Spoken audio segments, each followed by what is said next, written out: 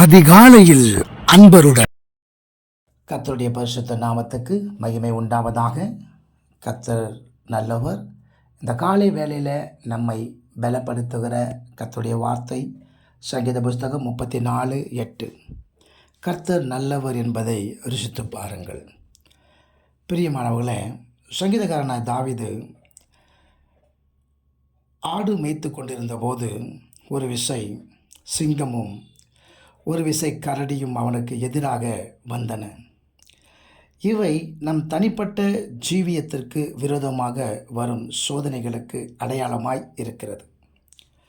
கோலியாத் இஸ்ரவேல் அனைவருக்கும் பொதுவான எதிரியாய் இருந்தபடியால், கோலியாத் என்பது தேவ ஜனங்கள் அனைவருக்கும் அல்லது முழு சபைக்கும் விரோதமாக மொத்தமாக வருகிற சோதனைகளை குறிக்கிறது.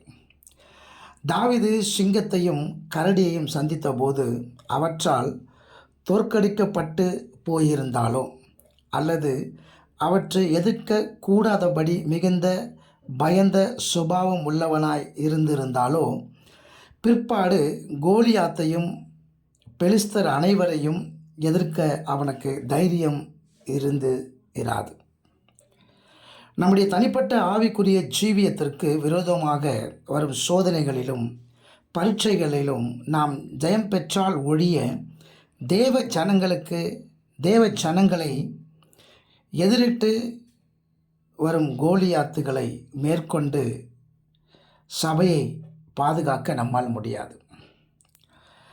இளைஞனாக இருந்தபோது தனக்கு எதிராக கெர்ச்சித்து கொண்டு வந்த சிங்கத்தை தாவீது ஜெயித்த ஜெயமானது அவனை சிங்காசனத்திற்கு கொண்டு செல்லும் பாதையின் முதல் படியாக அமைந்தது.